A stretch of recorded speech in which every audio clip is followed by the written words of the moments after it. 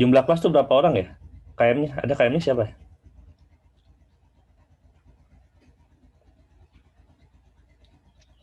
Siapa? Fadil, tetap KM jadi Fadil. Ya, Pak. Jumlahnya berapa orang, Dil? 30 lebih, Pak. Kalau nggak salah. Jangan lupa semuanya absen di e-learning ya. Baik, sudah Ya, Pak. Pak. Oke.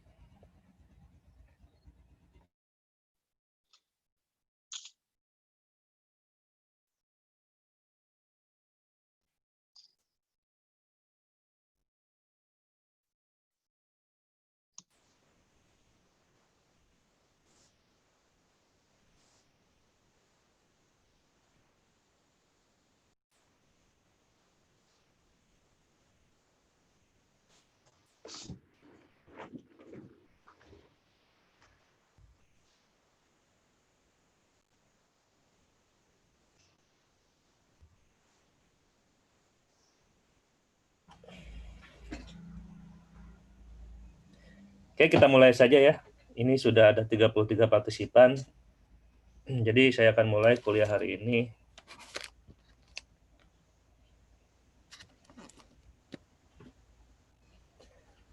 Ini untuk semua videonya tolong dinyalakan dulu.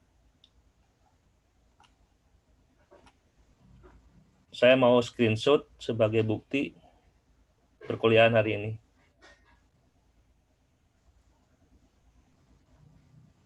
Videonya dinyalakan dulu.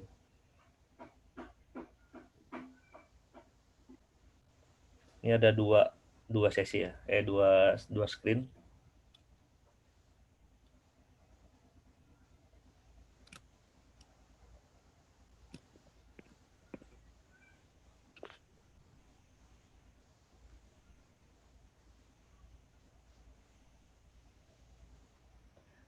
Ini Raihan Al-Namiraz belum keluar.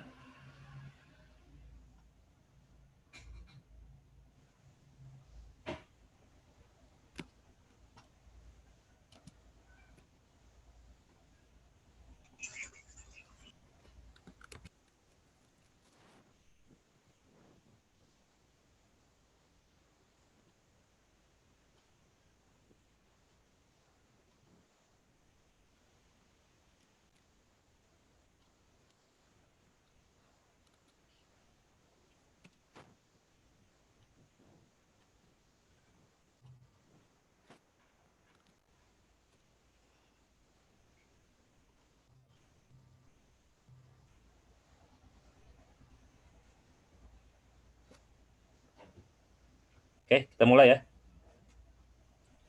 Jadi hari ini, ntar masih ada yang masuk ke waiting room. Oke.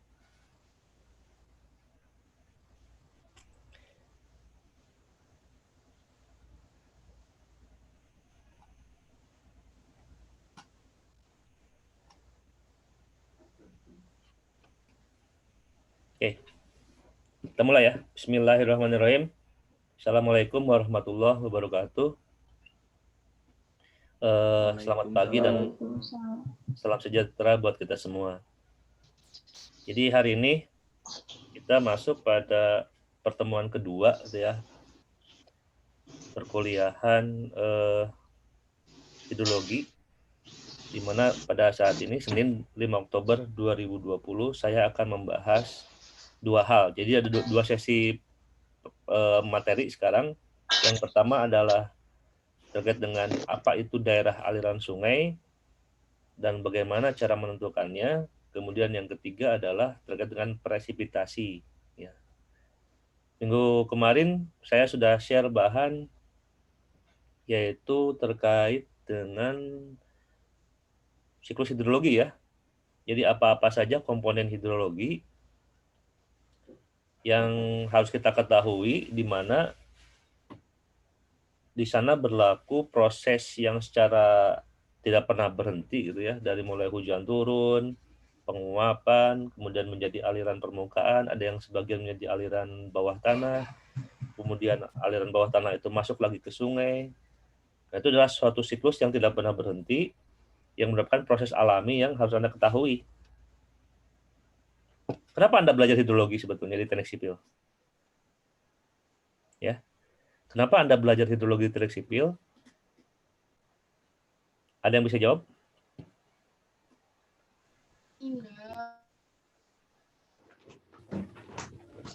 Untuk membuat drainase.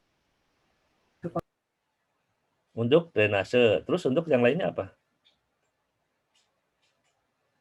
Kalau itu sudah ke apa namanya? Sudah ke penjurusan ya. Di keairan itu ada drainase, ada irigasi, ada bangunan air, kemudian ada juga hidrolika gitu ya. Nah, yang saya akan sampaikan di sini di hidrologi adalah semuanya. Semua itu terkait dengan yang tadi saya sebutkan. Semuanya berawal dari hidrologi. Anda sudah belajar struktur beton? Mekanika rekayasa? Ya, beton misalkan. Yang Anda pelajari kan kalau kita mau mendesain suatu kolom, suatu balok gitu ya, dari beton misalkan, atau dari baja pun, yang harus Anda ketahui adalah momen, lintang, ya. Itu enggak? Jumlah momen, jumlah gaya horizontal, jumlah gaya vertikal kan. Kemudian nanti harus bisa, jadi beban-beban itu yang saya namakan beban gitu ya. Momen, kemudian gaya lintang, kemudian gaya vertikal itu didasarkan dari pembebanan, ya kan? Misalkan kalau dari gedung itu pembebanannya beban lantai itu sendiri, beban balok itu sendiri, kemudian ada beban yang sifatnya bergerak. Misalkan fungsi dari bangunannya apa, gitu ya. Fungsi dari bangunannya itu seperti apa? Kemudian ada jumlah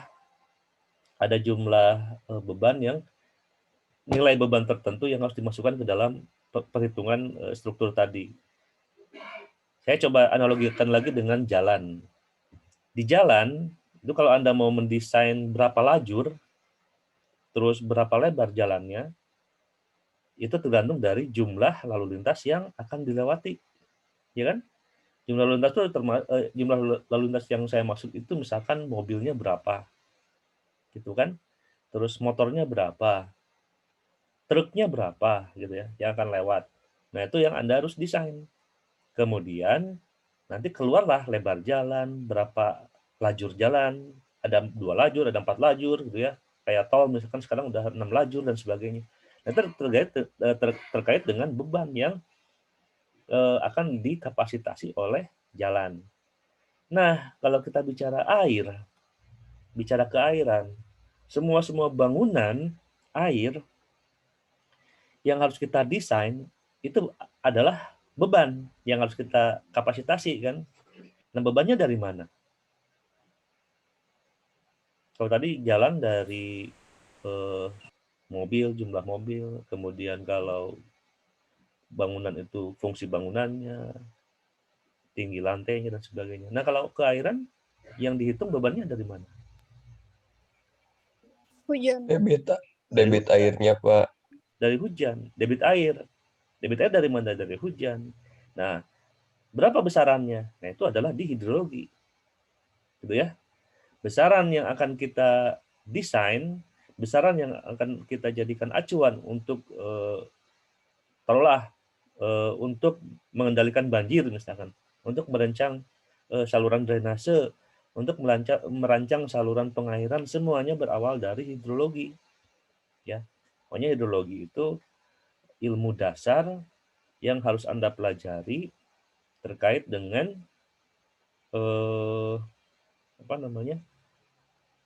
beban yang akan dijadikan acuan untuk perencanaan di bidang keairan gitu ya. Jadi hidrologi adalah sesuatu yang dasar. Kalau misalkan hidrologinya salah, apa yang terjadi? Bangunannya akan jadi salah gitu ya. Yang kemungkinan datangnya hujan sekian, taunya Anda salah menghitungnya. Terus yang datang malah hujan yang sangat besar gitu. Dan Anda tidak mengantisipasi kedatangan hujan itu, banjir lah. Sekarang ada yang bertanya, kenapa fenomena sekarang banjir terus setiap tahun? Contoh, baru mulai hujan turun ya, musim penghujan tuh baru mulai Oktober ini. Kemarin terjadi banjir di Cianjur. Kenapa bisa sampai seperti itu? Itu juga harus kita pelajari ya. Itu ada yang disebut dengan fenomena perubahan iklim yang ekstrim, cuaca ekstrim namanya. Nah, kalau cuaca ekstrim itu kita bisa masukkan ke dalam analisis hidrologi kita. Tapi itu adalah hidrologi lanjut ya. Tapi untuk basicnya kita akan pelajari di satu semester ini.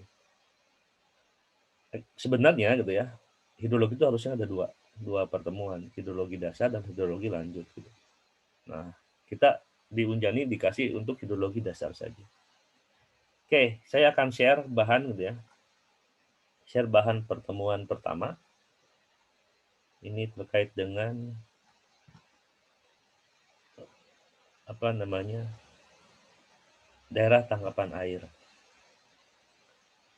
Kalau ada yang mau rekam, silahkan rekam gitu ya. Nanti saya kasih approve. Disimpan di laptop, kemudian nanti bisa di-share ke teman. Atau nanti saya juga share ini di YouTube ya, seperti biasa. Ini saya sudah rekam ini. Oke.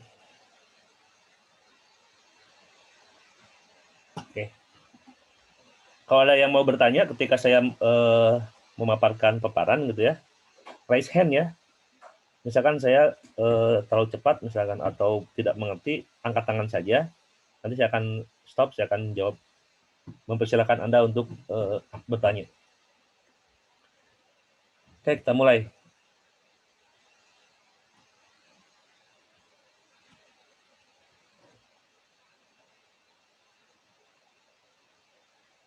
Oke, kita mulai. Daerah tangkapan air. Kalau kita lihat dari 3 kata itu, daerah tangkapan air. Berarti ada suatu daerah yang gunanya hanya untuk menangkap air saja. Gitu ya. Kalau definisi secara kata per kata, berarti ada satu wadah gitu ya, yang hanya tugasnya untuk menangkap air. Apa itu?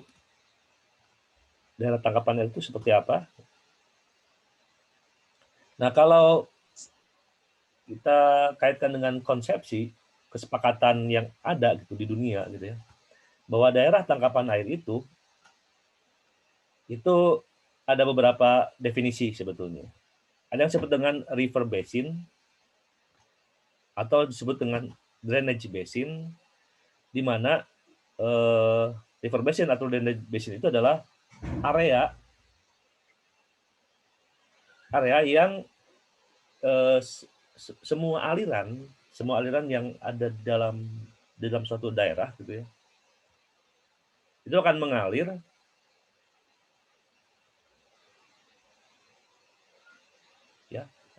pada suatu sungai utama gitu. Jadi gini, di dalam suatu daerah gitu kan, itu ada yang disebut dengan bukit gitu ya, ada yang disebut dengan lembah gitu ya. Nah, kalau kita bicara bukit, kalau Anda sering pergi ke gunung gitu, kan itu ada beberapa alur-alur sungai kecil gitu ya, alur-alur kecil sungai, kemudian dia akan masuk ke dalam satu alur lainnya, kemudian alur lainnya itu akan mengalir lagi ke dalam suatu sungai, dan sungai itu akan mengalir pada sungai terakhir gitu. Ya. Jadi lama-lama dia akan mengalir pada satu titik single outlet, namanya pada suatu outlet ya, outlet paling akhir. Nah, sistem sungai dalam suatu cekungan atau sistem pengatusan air dalam suatu cekungan itu adalah river basin atau drainage basin. Jadi kalau alur-alur itu akan terakumulasi pada satu titik akhirnya. Nah, titik itu disebut dengan single outlet. Nah, ada disebut dengan watershed. Kalau watershed adalah suatu sistem hidrologi di mana semua runoff gitu ya, semua runoff, Anda tahu kan udah belajar yang namanya kemarin tuh ada runoff, aliran permukaan, ada juga ground water flow ya, aliran yang di bawah permukaan. Jadi ada dua aliran ya. Nah, kalau watershed itu adalah surface runoff to river system. Jadi semua runoff yang ada sama sebetulnya dengan yang saya tadi sampaikan, itu akan mengalir pada suatu jaringan sungai atau suatu stream. Stream itu adalah alirannya. Nah, di mana drainase yang tadi single outlet itu, ya, yang single outlet itu akan terakumulasi menjadi beberapa drainage basin akan menjadi suatu kumpulan. Nah, kumpulan itu disebut dengan watershed. Ya. Dan tidak hanya surface runoff yang akan bekerja di sana, tetapi dia juga bekerja berdasarkan dari ada juga yang mengalir di bawah permukaan yang menjadi debit gitu, menjadi discharge. Nah, itu akan masuk ke dalam suatu watershed. Kemudian ada juga yang disebut dengan catchment area yang kita akan bahas gitu ya. Catchment area, di mana catchment area itu adalah ini ada hubungannya dengan presipitasi. Itu yaitu suatu daerah tangkapan air. Nah, daerah tangkapan air namanya catchment area, di mana hujan yang turun pada suatu daerah itu hujannya, ya, hujan yang turun pada suatu daerah itu akan masuk ke dalam suatu sungai utama gitu. Nah, ketika hujan-hujan turun pada daerah itu, ya, itu air itu tidak akan keluar dari wilayahnya, dari catchment-nya, dari daerahnya. Tidak akan keluar dari situ. Kalau udah keluar dari daerahnya, itu sudah masuk ke catchment area yang lain, gitu. Ke daerah tangkapan air yang lain. Gitu. Nah, di Indonesia, di kita ada yang disebut dengan Direktorat Jenderal Sumber Daya Air, gitu ya, di Kementerian PU, itu mengatur terkait dengan definisi dari watershed, definisi dari catchment, definisi dari river basin, dan lain-lain. Kalau yang dua di atas itu adalah berdasarkan buku, ya. Nah, kalau yang dua ke bawah ini adalah berdasarkan legalitas hukum yang ada di Indonesia.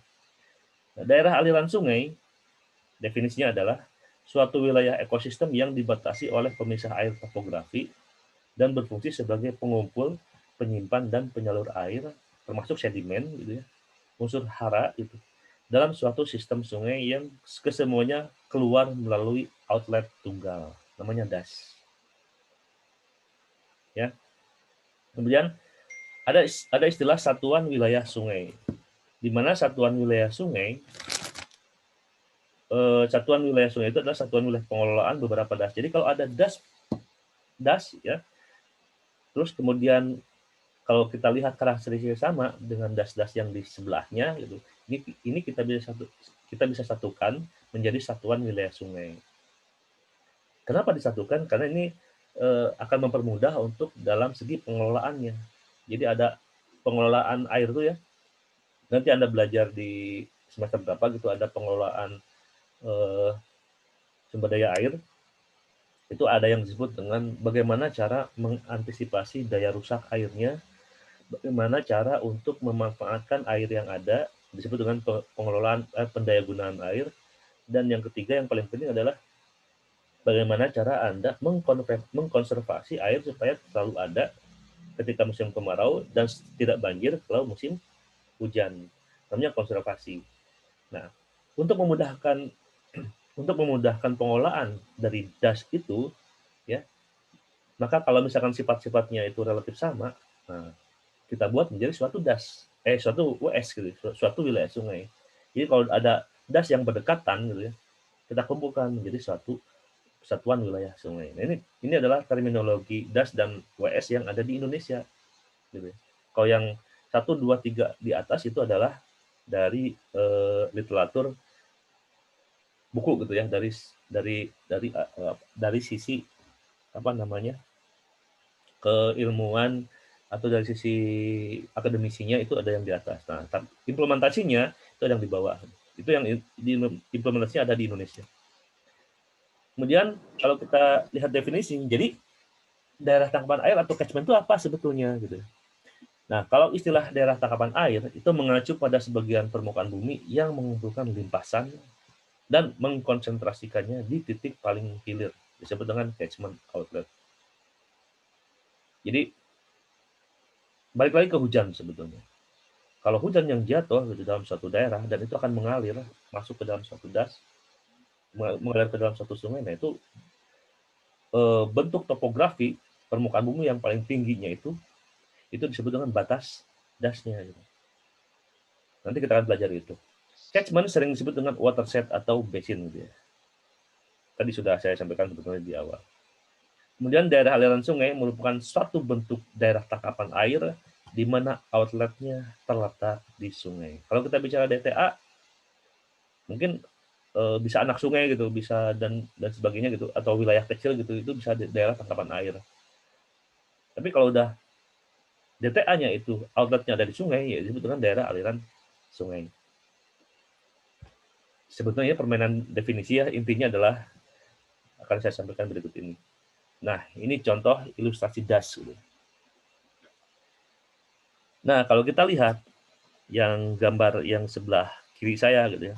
Ini kan bentuk topografi ya, bentuk permukaan bumi. Di mana permukaan bumi itu ada yang paling tinggi kan. Nah, ini di sebelah kanannya ini ada paling tinggi. Nah, ini adalah sebut dengan pemisah antara watershed atau pemisah antara das. Ya. Jadi kalau hujan jatuh, ini di awan ini ada hujan. Hujan jatuh di sini, ini akan mengalir ke sini, ini akan mengalir ke sini dan akan terakumulasi sehingga dia keluar ke laut. Nah, hujan yang jatuh terus kemudian masuk ke sini gitu. Nah, ini di luar catchment ini, di luar dari das ini. Ya. Misalkan hujannya di sini ya. Ini dia akan mengalir ke das yang lain, termasuk yang di sini. Dia akan mengalir ke das yang lain. Jadi intinya kalau dari segi skematik seperti ini, jadi intinya das itu adalah ini nih, kotak ini. Nah, ini adalah dasnya. Jadi kalau hujan jatuh pada ini akan terakumulasi di sini. Nah, kalau dia hujan jatuh di sini, dia sudah masuk ke das yang lain. Kalau ini secara sederhana seperti ini ya. Nah, kalau kita lihat, nah drainage basin ini yang merah-merah ini adalah titik outlet pada suatu drainage.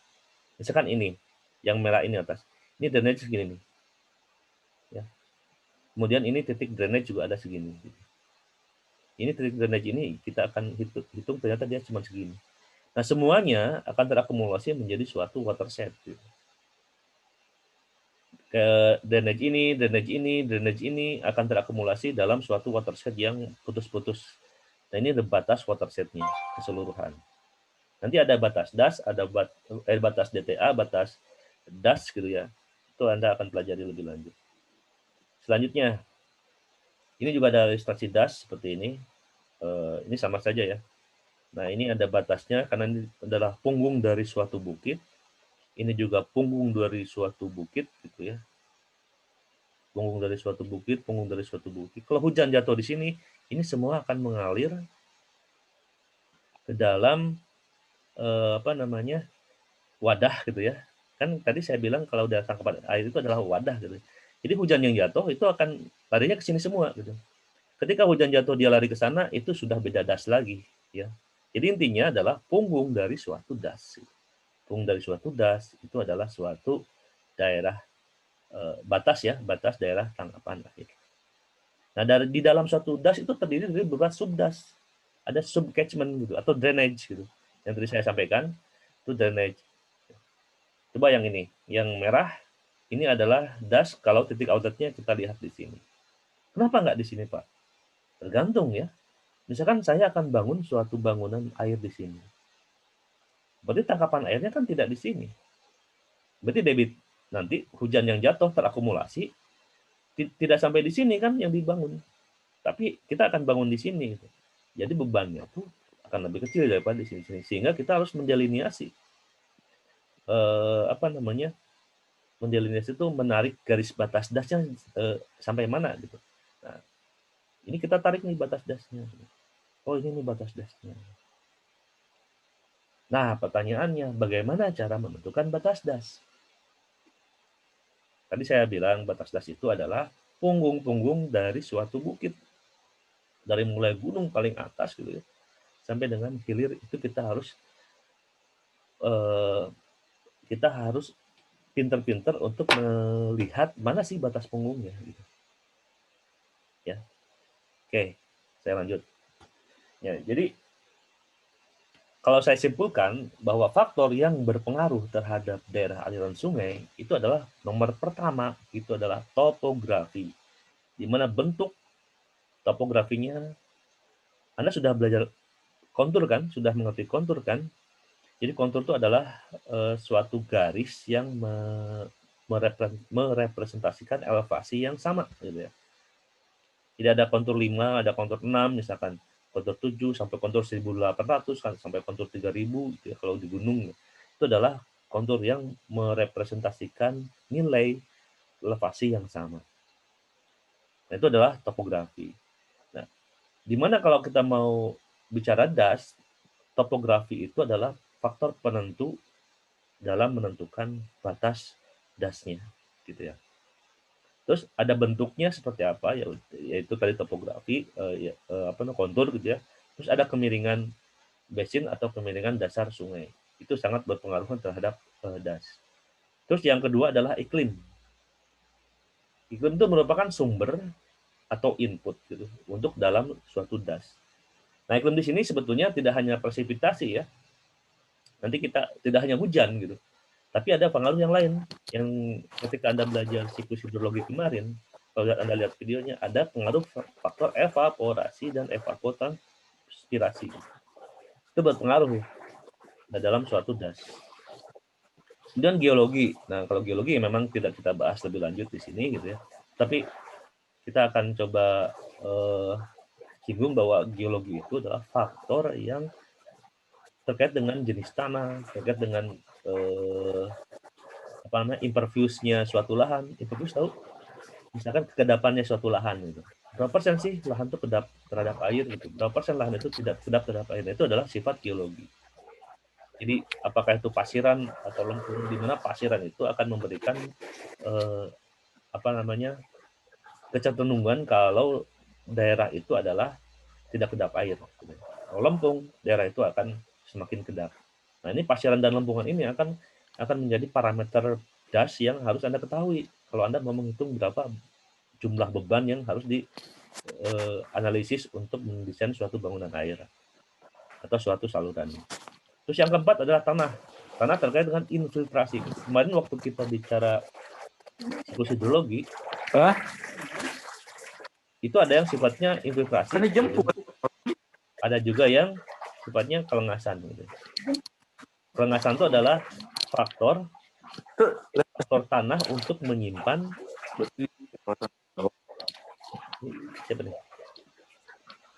faktor tanah untuk menyimpan air gitu ya di permukaannya. Jadi kalau misalkan permukaan tanah itu kalau hujan itu masih bisa menyimpan dulu berapa ketebalan kelengasannya. Nah, itu adalah sifat tanah gitu. Jadi infiltrasi dan kelengasan. Nah, jadi hujan yang jatuh ya dan di dalam suatu wilayah tanah, di dalam suatu wilayah itu akan terpengaruhi oleh tanah. Ketika tanahnya sudah infiltrasinya bagus, jadi kan tidak semua presipitasi itu akan menjadi runoff. Ada yang masuk ke dalam tanah. Gitu ya. Terus vegetasi.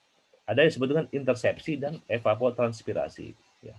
Ini juga sangat mempengaruhi jumlah hujan yang jatuh yang akan menjadi aliran permukaan dan sebagian yang akan meresap. Nah, ini semua adalah 5 faktor ini yang berpengaruh terhadap das. Kalau kita lihat das itu sebagai wadahnya air, gitu ya.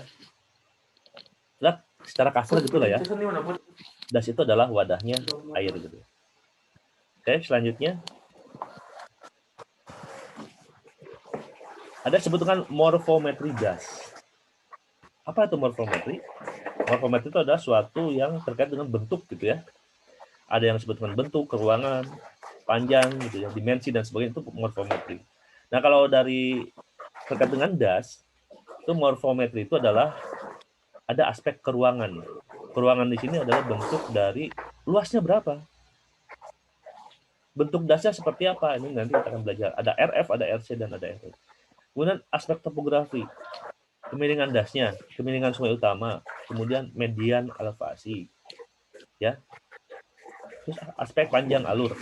Sungai terpanjangnya mana? Sungai panjang utamanya ke pusat das seperti apa? ada LI, kemudian ada LG gitu ya. Dan panjang sungai utama LS dan ada panjang overland flow. Ini kita akan pelajari dalam morfometri das. Dan aspek alur sungai, orde sungai, tingkat percabangan sungai, dan kerapatan alur sungai, titik pusat das, kemudian sudut percabangan sungai. Ini sebetulnya yang disebut dengan morfometri das. Dan ini akan kita pelajari di pertemuan kedua nanti. Pertemuan ketiga. Nah, baru kita akan masuk ke sesi kedua, sesi selanjutnya itu delineasi das. Bagaimana cara untuk menentukan batas das? Ya. Jadi delineasi das itu adalah proses untuk penarikan garis batas das, di mana ini akan menghasilkan atau mengidentifikasi batas wilayah suatu sistem hidrologi atau lokasi studi. Jadi kalau Anda lokasi studi, misalkan Anda disuruh merencanakan bangunan, taruhlah bangunan yang melintang di situ, bendung misalnya. Nah, dari bendung itu Anda harus lihat ke uppernya, ke atasnya. Mana batas-batas dasnya di bendung itu. Sehingga Anda nanti akan berhasil menentukan, oh ini loh debit yang harus dikapasitasi oleh bendung. Gitu. Atau Anda mau mendesain bangunan pengendali banjir, misalkan tanggul. Berapa debit yang harus kita antisipasi? Berapa elevasi muka air yang harus kita counter supaya tidak terjadi banjir? Nah, oh batas dasnya ini loh. Nah, ini loh batas dasnya. Nah, itu adalah bagaimana. Kemudian Anda harus menentukan melakukan proses delineasi batas dasnya. Nah, ini diperlukan dalam menentukan parameter das. Ketika dasnya sudah terbentuk, delineasi dasnya sudah ada, parameter-parameter das akan Anda peroleh dengan sesuai dengan das yang akan Anda jadikan acuan untuk menghitung hidrologi. Nah, metode umum sebetulnya ada menggunakan planimeter dulu ya. Nah, sekarang udah berbasis JIS gitu. Jadi nanti KM tolong, kalau saya biasanya pakai JIS itu adalah menggunakan ArcMap walaupun itu sifatnya bajakan gitu ya. Kalau saya punya license sampai dengan 2021 namanya ArcGIS Pro, tetapi Anda cukup menggunakan ArcMap ArcGIS 10.4 berapa gitu ya. Coba Anda tanya ke senior, ke kakak tingkat, punya nggak mentahannya gitu yang dari Pak Roni gitu ya. Kalau tidak ada akses ke teman-teman kakak tingkat, Anda bisa, nanti saya kasih link di Google Drive ya, KM. Nanti saya kasih link Google Drive mentahan dari ArcGIS. Dan minggu depan itu harus terinstall ya. Harus terinstalkan ArcGIS 10.4 kalau nggak salah yang saya punya. Kita akan mendelineasi batas das menggunakan GIS. Anda hidup di dunia digital, Anda harus mengikuti software-software yang bersinggungan dengan spasial gitu ya. Karena kita akan advance lagi terkait dengan penarikan batas das ini.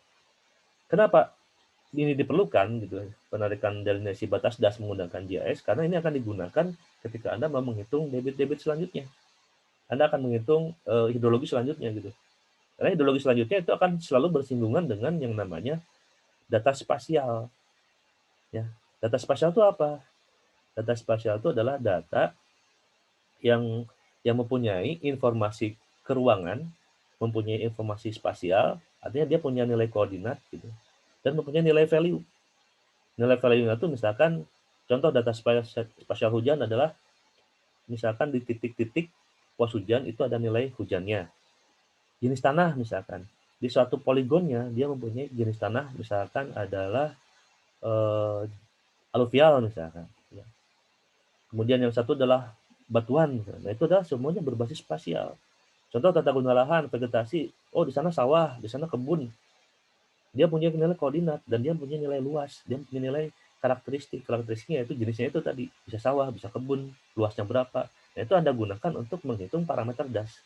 Dan itu akan kita pelajari secara GIS. Gitu. Saya akan bawa ke dunia yang lebih advance ya, dunia yang lebih terkini, yaitu belajar ArcGIS. Mau nggak mau Anda harus bisa itu. Karena untuk kebutuhan TA, bukan hanya di air ya, kebutuhan TA Anda di jalan misalkan, pasti Anda butuh yang namanya alignment vertikal, alignment horizontal. Itu pasti membutuhkan peta kontur. Jadi bisa dikombin antara AutoCAD gitu ya, AutoCAD 3D misalkan, AutoCAD Land Development misalkan, itu dengan GIS itu nyambung. Nanti kegunaan GIS sangat banyak gitu. Anda silakanlah cari informasi. Sekarang YouTube tutorial itu di Google dan sebagainya sudah sangat advance gitu. Silakan Anda pergunakan itu. Kemudian kita akan belajar dulu skala peta gitu ya. Kalau Anda lihat di apa namanya? Kalau Anda belajar suatu hidrologi dan gitu sifatnya bicara spasial dan sifatnya bicara batas-batas gitu. Berarti ada yang disebut dengan skala gitu ya. Nah, skala sih sebetulnya definisinya adalah merupakan hubungan spasial di antara unsur geografik. Artinya ginilah, kalau Anda mau memplotkan jarak gitu ya, jarak di dunia nyata dengan di komputer Anda butuh skala kan, butuh perbandingan sebetulnya. Jadi skala itu adalah perbandingan dari nilai yang nyata dengan nilai yang di peta gitu. Ini itu ya. Kalau digambar ternyata 1 cm misalkan nih. Digambar di 1 cm tapi di kenyataannya adalah 50 meter. Jadi skalanya berapa? Ya tinggal bandingin aja 1 cm dibanding dengan 50 meter, tapi satuannya disamakan gitu. Jadi kalau 50 meter berapa senti? Kali 1000 misalkan. Kali 100. 50 kali 100 berarti kan 5000. Jadi ini adalah 1 banding 5000. Jadi 1 cm itu adalah bandingnya 50 meter. Nah, skala sih Anda juga harusnya udah biasa ya di geografis, di ilmu geografi SMP juga dipelajari. Nah, skala kalau misalkan kita bicaranya masih peta yang lama gitu ya, itu adalah perbandingan jarak di peta dengan jarak yang terkait di lapangan atau sebenarnya atau real world. Jadi jarak di map dibanding dengan jarak di kenyataannya itu adalah skala peta. Tapi kalau kita bicara data spasial, skala itu adalah terkait dengan jumlah resolusi. Jadi resolusi itu adalah kepadatan informasi per unit satuan luas yang didapat disajikan pada peta. Artinya ginilah kasarnya. Kalau Anda kan sudah sekarang menggunakan handphone smartphone gitu ya. Ketika Anda foto, terus Anda zoom, ternyata kotak-kotak gitu ya. Kotak-kotak blur gitu. Nah, itu menandakan bahwa resolusinya kurang bagus. Artinya harusnya kalau misalkan Anda zoom itu masih kotak-kotaknya masih kecil. Artinya tidak blur, tidak pecah gitu ya. Tidak pecah. Nah, kalau pecah itu udah menjadi kotak besar.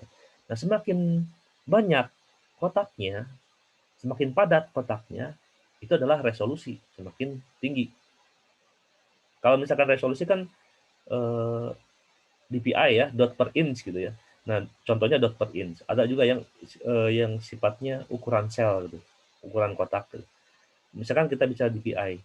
DPI itu adalah dot per inch, titik-titik yang dalam 1 inci square, dalam suatu square inci jumlah titiknya. Nah, kalau jumlah titiknya lebih banyak berarti kan lebih bagus. Kalau di zoom itu tidak akan pecah. Nah, jadi kalau di spasial itu di raster namanya, nanti kita akan belajar ini. Itu bicaranya adalah terkait dengan resolusi. Contoh data digital elevasi model, data elevasi titik elevasi di setiap muka bumi itu datanya sudah ada di dunia yang gratisan dan di Indonesia juga punya yang dari Badan Informasi Geospasial punyanya Indonesia itu juga punya gitu. Nah, kita bisa bandingkan itu resolusinya. Ada yang resolusinya 90 meter satu kotaknya. Nah, kalau yang di Indonesia itu 8 meter kotaknya. Bayangkan bedanya jauh kan? Ada yang 90 meter yang gratisan di SRTM namanya, ada yang 8 meter, ada yang 30 meter gitu. Nah, itu menandakan suatu resolusi peta. Nanti kita belajar itu di pertemuan ketiga. Nah, kalau peta garis ya itu bandingnya skala ini adalah 1 banding 50.000, 1 banding 250.000 gitu. Ini skala peta gitu. Nah, peta topografi kalau kita bicara data lama ini ya, data lama, itu ada disebut dengan peta topografi. Sumbernya adalah misalkan dari Bako Sultana. Terus skalanya 1/50.000. Konturnya tiap 25 meter. Jadi interval konturnya itu per 25 meter. Ada juga yang skala 1/25.000. Konturnya intervalnya 12,5 meter. Ini kasar sekali ya. Nggak bisa dijadikan acuan untuk Anda membuat suatu desain bangunan. Ini tidak bisa. Tapi kalau untuk pendekatan perhitungan das ini boleh gitu ya. Ini boleh digunakan. Nah, ini juga contoh peta rupa bumi skala 1/25.000. Ini adalah yang merah-merah ini adalah kontur. Jadi titik kontur yang sama, ketinggiannya sama 1450 ini seperti ini, gitu. Sini dan sini. Sini. Ini membentuk suatu bukit, membentuk suatu lembah. Kalau ini contohnya saya perbesar ke sini. Ini contohnya seperti ini. Ini kontur dan kemudian ini ada yang sifatnya ini adalah genangan air ya, atau bisa disebut dengan apa nih yang warna biru ya? Mungkin situ-situ kecil gitu ya di daerah sini gitu. Nah, ini data peta rupa bumi gitu. Nah, ini contoh kontur ya. Kontur ini ada. Nah, ini kalau kita lihat kontur, ini kalau konturnya seperti ini nih, dia akan mengerucut ini. Ini adalah alur sungai ini. Nah, seperti ini nih. Ini alur sungai. Nah, ini alur sungai.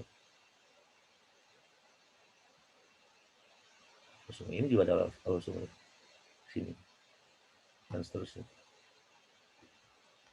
Nah, tanpa kontur kan seperti ini kan, ini kontur bukan muter gitu ya. Ini nilai elevasi yang sama 0. Ini kontur 0 namanya. Ini kontur 50. Dia kan kalau kontur itu nutup ya. Pasti nutup. Kalau kontur tidak nutup bukan kontur. Misalkan terpotong ya pasti nutup di tempat yang lain gitu. Tidak di peta yang tergambarkan oleh kita. Pasti dia akan nutup di tempat yang lain. Terus ini kontur juga nutup. Nah, ini kalau kita lihat secara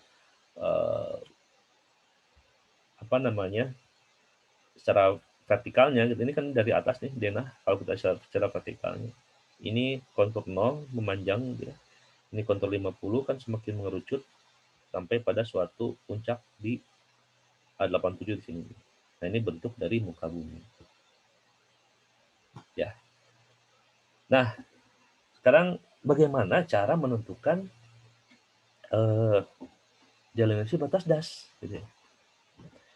Simple. Kalau misalkan kita mempunyai data peta seperti ini.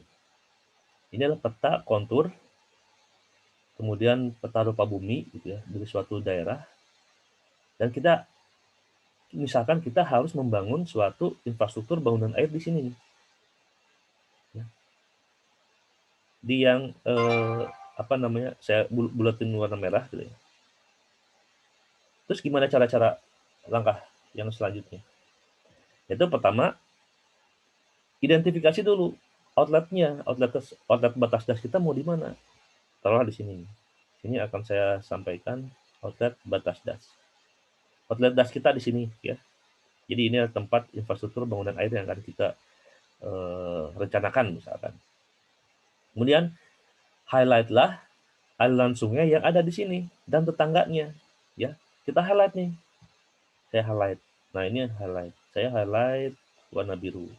Ini adalah sungai yang akan kita jadikan acuan. Dan sungai-sungai yang ada di sebelahnya. Saya akan highlight, oh ini ada sungai Grand Rock juga masuk sini. Ini ada anak sungai juga masuk sini. Ini juga ada anak sungai masuk sini. Dan ini adalah sungai Sherman Brooknya sampai sini. Oke, kita sudah meng-highlight yang namanya sungainya. Kemudian cobalah untuk memvisualisasikan arah aliran. Ya, arah aliran itu kemana? Kemudian titik tingginya kita highlight dulu. Coba, ini kan kontur paling tinggi nih, ini 350 dan ini 363. Ini adalah di bawahnya. Ini di bawahnya. Ini juga kan ini 322 ke bawah ya. Ini 350, kemudian ini kontur 300 nih.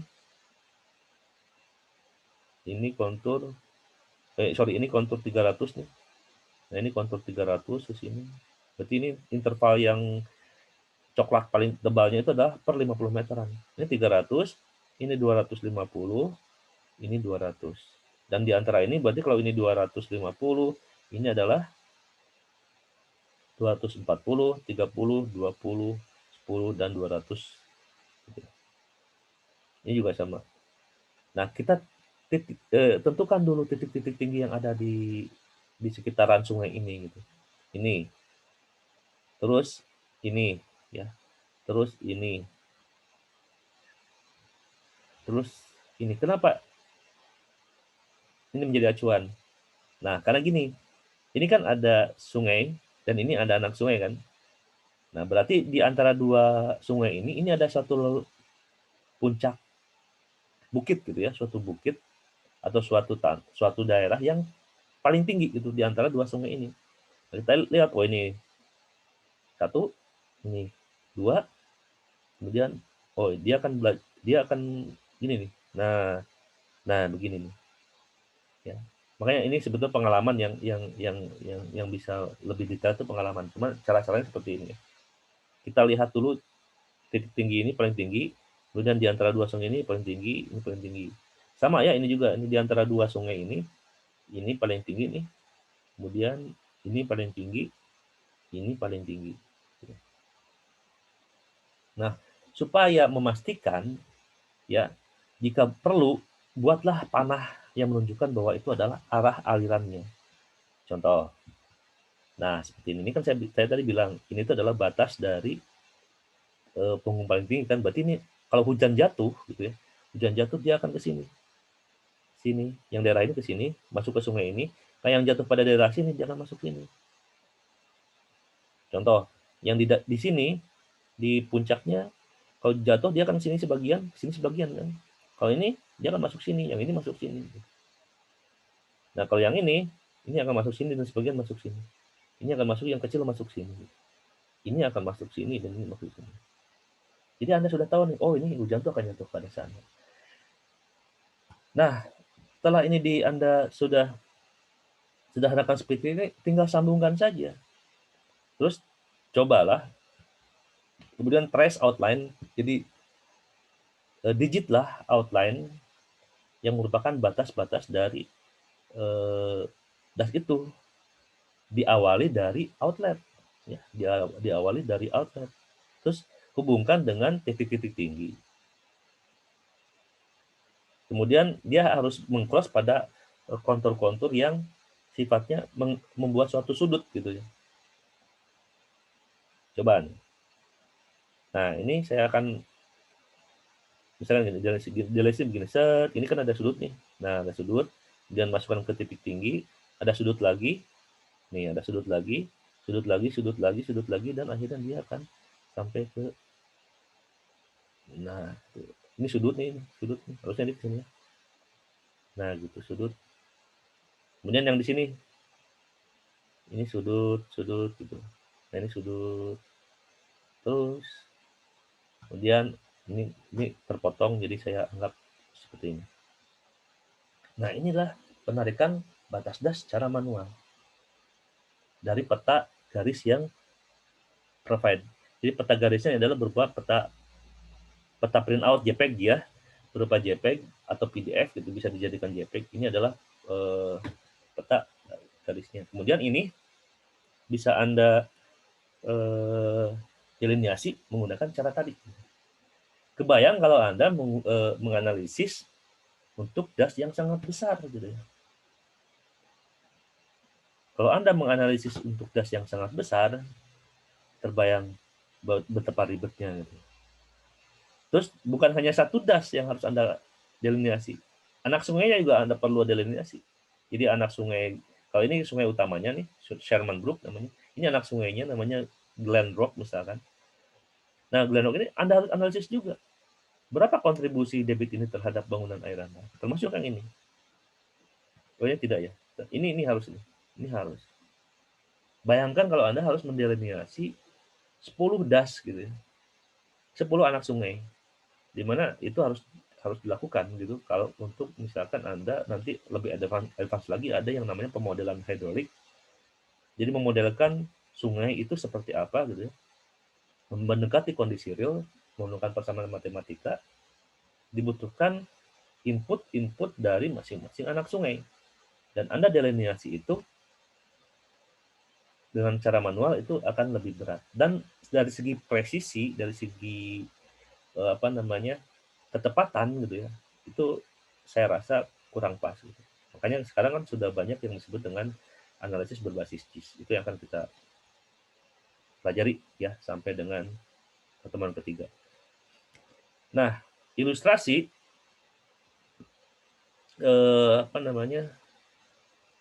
ilustrasi DAS gitu ya. Kalau DAS di bagian hulu, penampang sungainya itu adalah bentuknya V. Dia tuh lebarnya kecil, tapi dalam. Ya, lebar dasar sungainya kecil, tapi dalam. Artinya dalam sekali. Kalau di B, itu lebarnya lebih panjang, lebar dasarnya lebih panjang daripada di hulu gitu. Kalau ini tengah ya, lebarnya lebih panjang daripada di hulu, tapi kedalamannya masih ada. Nah, kalau di hilir itu adalah lebarnya yang sangat besar, tapi kedalamannya kecil, di mana ini sangat berpotensi terjadi banjir. Nah, ini tipikal dari DAS yang ada, penampang melintang sungainya ya, seperti ini. Nah, ini contoh watershed ya. Ini watershed contoh, kemudian ini, nah ini contoh sub watershed atau drainase basin dari watershed yang keseluruhan yang utama. Nah, Anda bisa mendelineasi ini saja gitu ya, yang orange saja, atau bisa mendelineasi semuanya, atau juga Anda bisa mendelineasi ini yang ini nih, berapa nih dasnya nih. Nah, gitu. Misalkan Anda mau mendelineasi yang ini nih, ini di mana nih delineasinya nih? Kan seperti ini. Nah, ini delineasinya seperti apa? Apakah seperti ini? Oh, salah. Sorry. Project sini. Nah, apakah seperti ini? Nah, ini kan didasarkan dari peta-peta kontur dan peta-peta garis dan peta-peta elevasi gitu. Ini sama ini. Terus ini juga ini harus terdelineasi nih. Nah, begitu. Ini harus terdelineasi sampai atas. Nah, sampai sini. Nah, ini yang ini. Ya, yang ini. Jadi kalau Anda mau hitung berapa yang masuk ke waduk ini yang diarsir ini. Terus jika Anda mau misalkan di sini ada potensi banjir nih. Sungainya ini banjir misalkan. Sungai ini banjir nih. Ya, sungai ini banjir nih. Coba saya ganti dulu.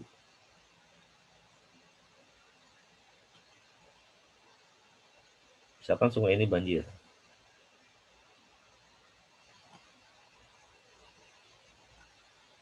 Misalkan sungai ini.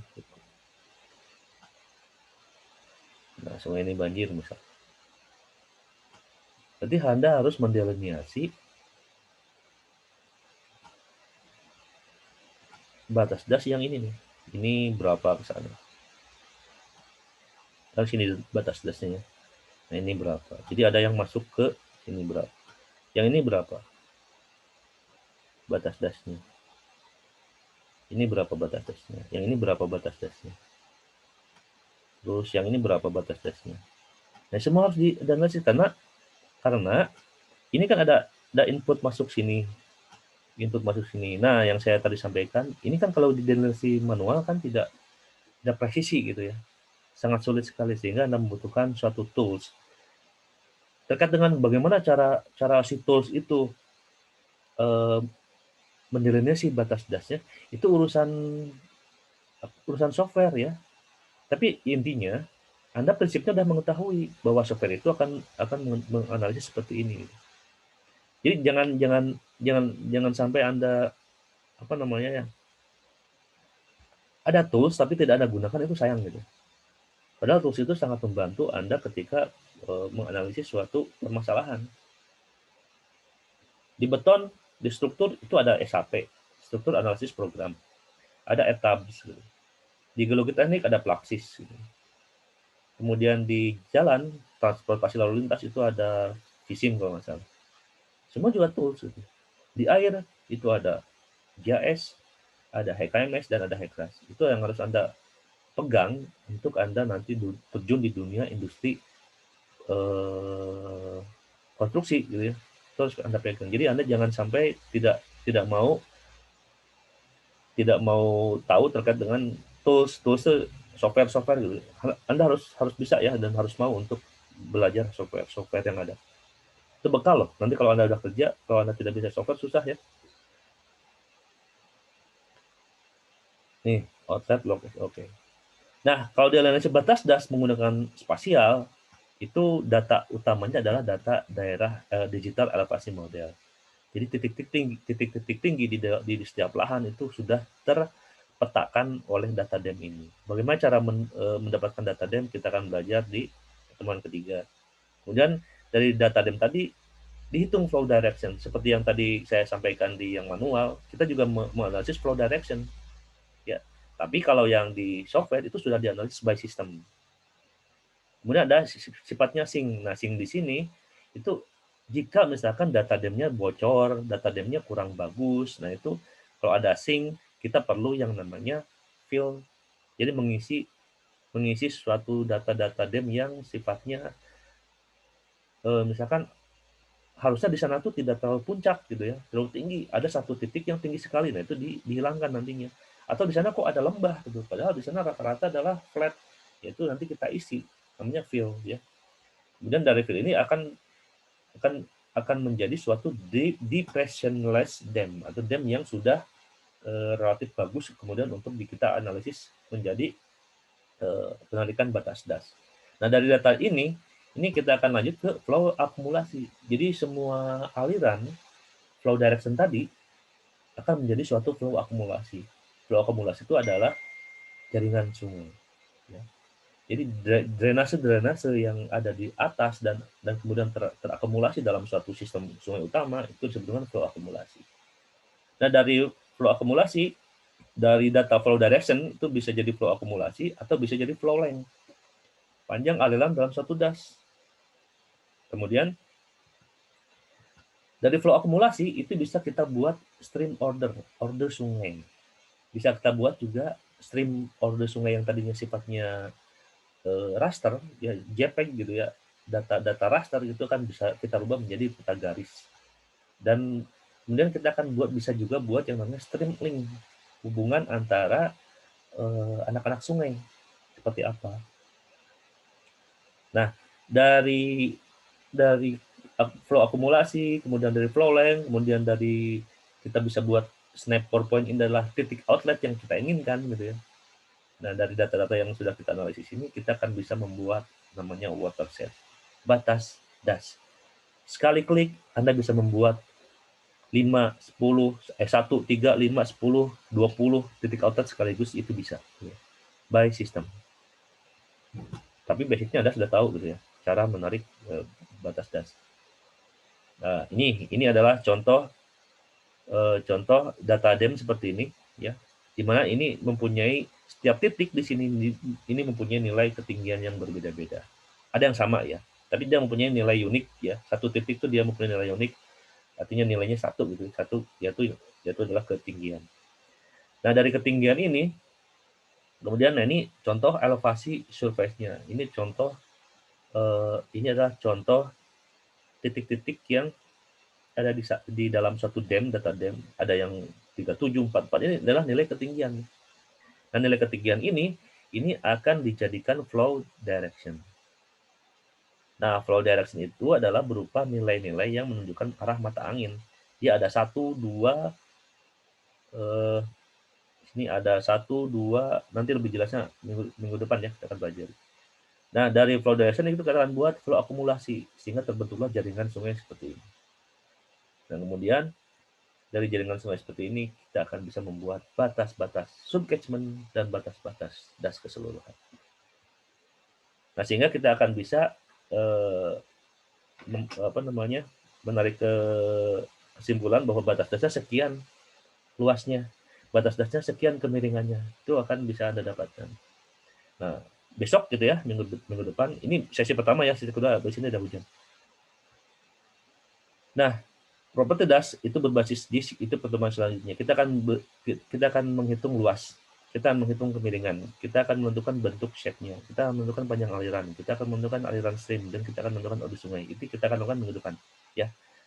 Tolong nanti ArcGIS-nya diinstal, jadi minggu depan kita akan melakukan coba-coba gitu ya.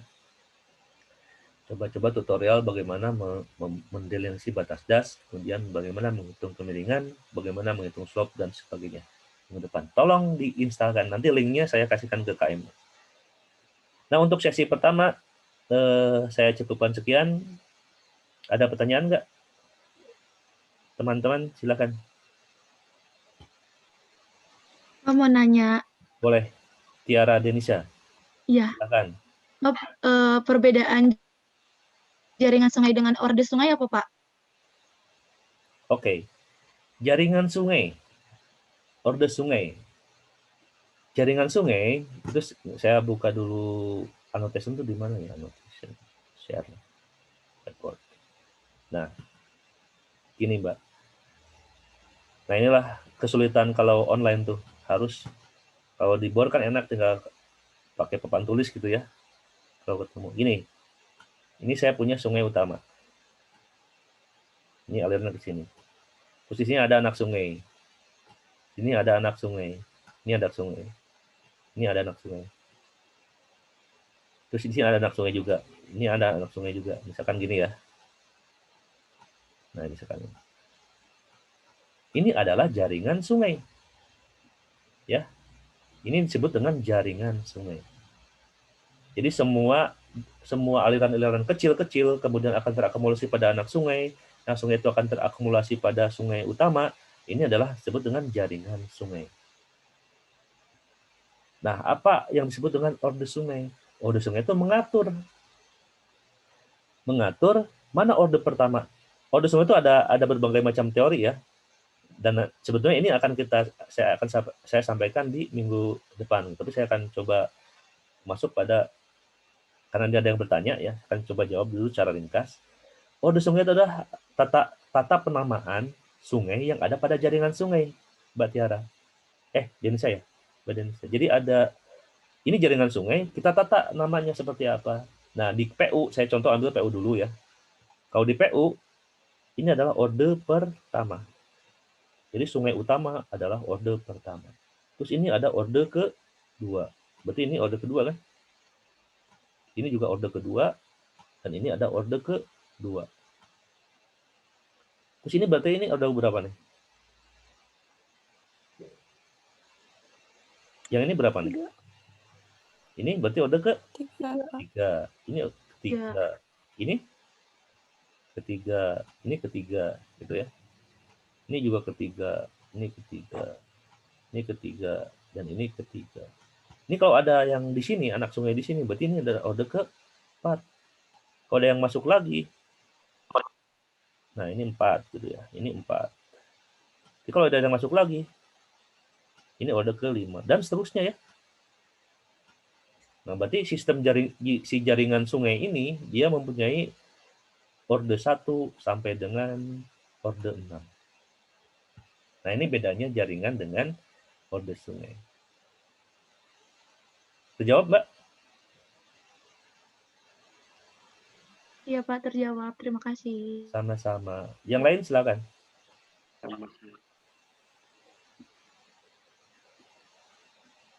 Tapi orde sungai itu nanti ada teori yang Strahler sama teori yang satu lagi saya lupa. Ya. Nanti saya akan sampaikan itu di minggu depan, karena itu adalah keluaran dari model ya, dari GIS nanti akan keluar orde sungainya seperti apa. Yang lain silakan.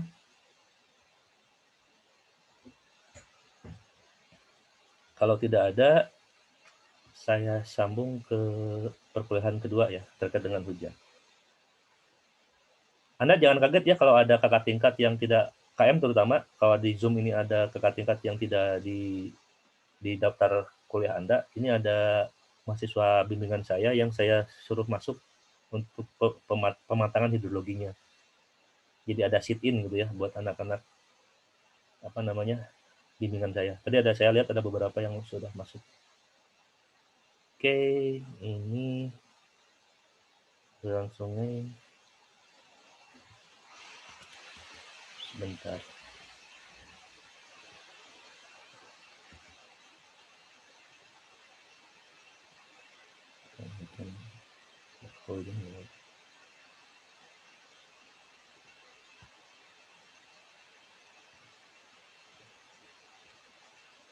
Oke, saya mulai pada sesi kedua, yaitu terkait dengan hujan. Hujan. Presipitasi itu apa sih? Yang Anda ketahui? Sebelum saya lanjutkan.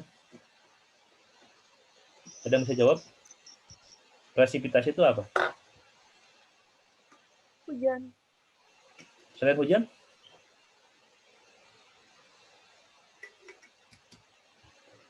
Kalau hujan, kenapa nggak saya apa namanya? Saya sebut sini adalah hujan gitu. Tapi saya bilangnya adalah presipitasi.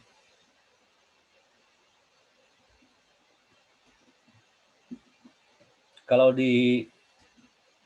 kita belajar hidrologi di Jepang misalkan ya, atau di Eropa gitu, atau di China atau di Korea, presipitasi itu bukan hanya hujan, tetapi juga belajar terkait dengan salju, terkait dengan ice, terkait dengan glacier. Jadi nanti debit yang akan mengalir pada suatu sungai sebagai beban hidrologi tidak hanya hujan yang dianalisis, tetapi adalah faktor-faktor lain yaitu snow, salju dan sebagainya ya. Nah, kalau di Indonesia karena ini iklim tropis, kita bicaranya hujan saja. Ini siklus hidrologi yang sudah saya sampaikan kemarin gitu ya. Anda harus mengerti ini siklus hidrologi dengan bahasa Anda sendiri. Saya kasih bocoran lah, ini akan keluar di UTS, tapi saya ingin dengan narasi Anda sendiri. Ini Anda harus paham bagaimana proses dari daur atau siklus hidrologi. Yang saya tanyakan, ini hujan dulu, ya, atau penguapan dulu? Penguapan dulu, Pak. Ya, penguapan dulu. Iya, Pak. Air itu datang dari mana? Kan dari laut yang diuap. Oh, berarti selama ini berarti ada air dulu ya, di laut dulu gitu ya. Pernah nggak yang namanya dunia tuh kering gitu?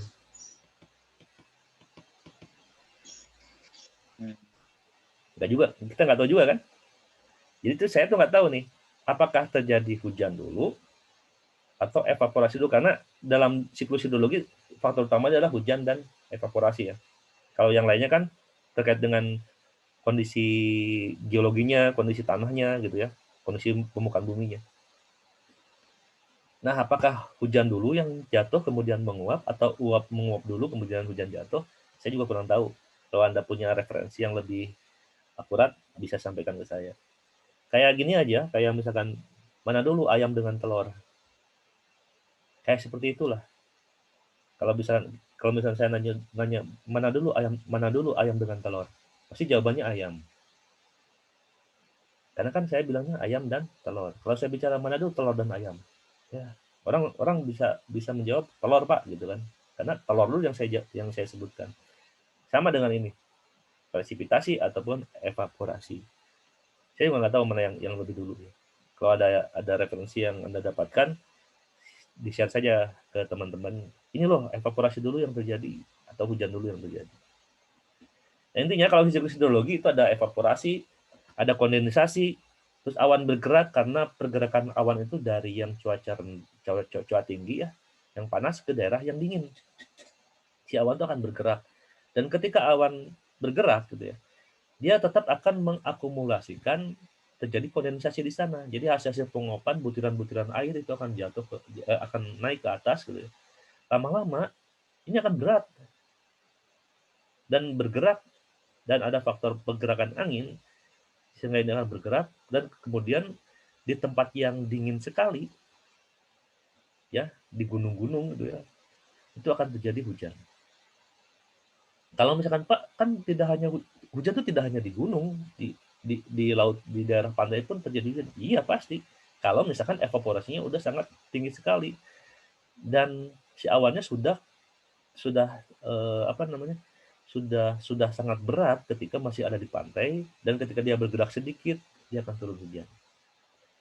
Ada kelas D yang menanyakan ke saya, Pak, gimana fenomena sekarang itu di Indonesia, kemarin di Lembang itu di Cimahi juga ada yang namanya hujan es. Jadi kalau teorinya bagaimana Pak? Gitu. Itu ada kelas dia menanyakan. Jadi gini sebetulnya, itu bukan fenomena yang ekstrim gitu ya, bukan fenomena yang wow gitu, bukan. Itulah fenomena yang bisa kita jawab secara siklus hidrologi.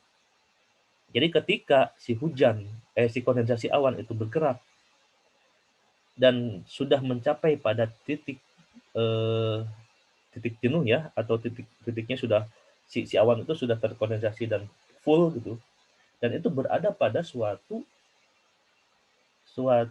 suhu yang sangat dingin sekali, melebihi, misalnya sudah jadi beku gitu ya, si awan itu sudah jadi beku, kemudian dia akan turun. Ya sebetulnya bukan hal yang istimewa ketika terjadi hujan es, karena di atasnya itu suhunya sangat dingin sekali sehingga butiran-butiran air itu sudah menjadi beku. Dan turunlah dia hujan. Nah, hujannya selain air juga ada yang berupa batuan es gitu ya, berupa es yang kadang-kadang bentuknya kotak dan sebagainya. Bentar, saya minum dulu.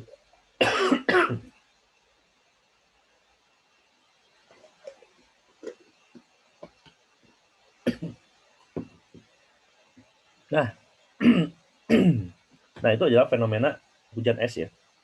Kemudian ada glacier, ada snow, dan ada melt water, jadi hujan es yang mencair, dan ada overland flow. Overland itu adalah aliran di permukaan tanah, atau disebut dengan runoff gitu ya. Nah, kalau kita bicara presipitasi, kita bicara hujan saja. Kalau kita bicara yang lainnya, ada glacier, ada snow, ada melt water, dan sebagainya. Ini adalah siklus hidrologi. Ada yang infiltrasi, kemudian ada yang perkolasi, kemudian dia di aliran bawah tanah dia akan mengalir, dan ketika di bawah tanah itu bertemu dengan sungai yang dalam, dia akan keluarkan air menuju sungai atau ke laut atau ke waduk ya.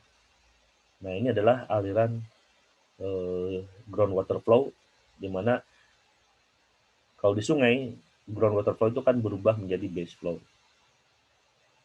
Berarti semakin bagus penyerapan yang ada di hulunya, infiltrasinya semakin bagus, interflow-nya juga semakin bagus gitu.